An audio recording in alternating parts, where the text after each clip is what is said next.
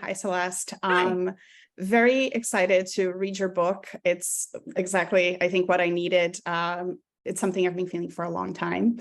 And so I also love the idea of using life as an experiment. And so I love that you experimented a lot of these things for yourself.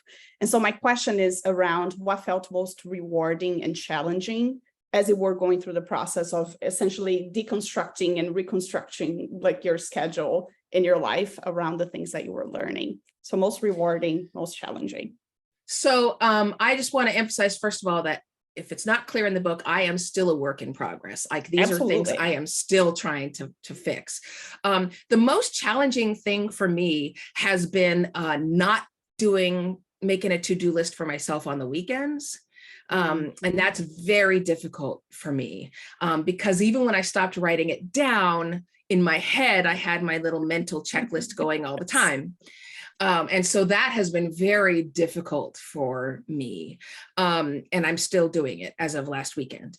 The most rewarding thing, so I spent a long time making it so I was able to do it, but I took 3 weeks and went and did a writer's retreat, which I wouldn't have said if you'd asked me a year, 2 years ago, if that was possible for me to take 3 weeks off at a retreat, I would have said, absolutely not.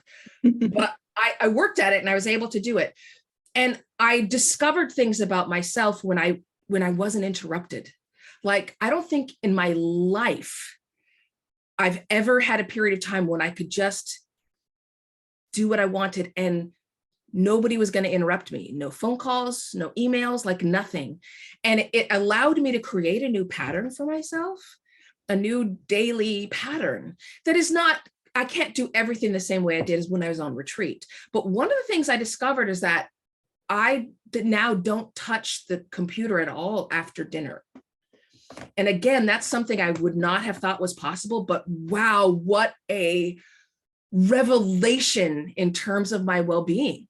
I mean, I sleep better, I worry less. Like after the dinner is over, that's it.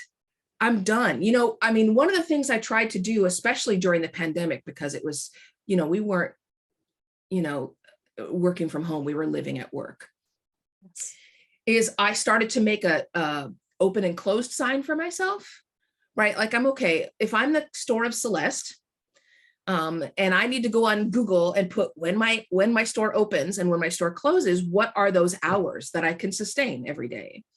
And I, not only myself, but I suggest to you, figure out what time your store closes. And then you turn that sign over to closed. And then if someone comes to the door by Slack, by email, by whatever, you don't have to engage with them. They're just finding a closed sign and they go, oh, whoops, I should have come earlier. So that has been like incredibly powerful for me.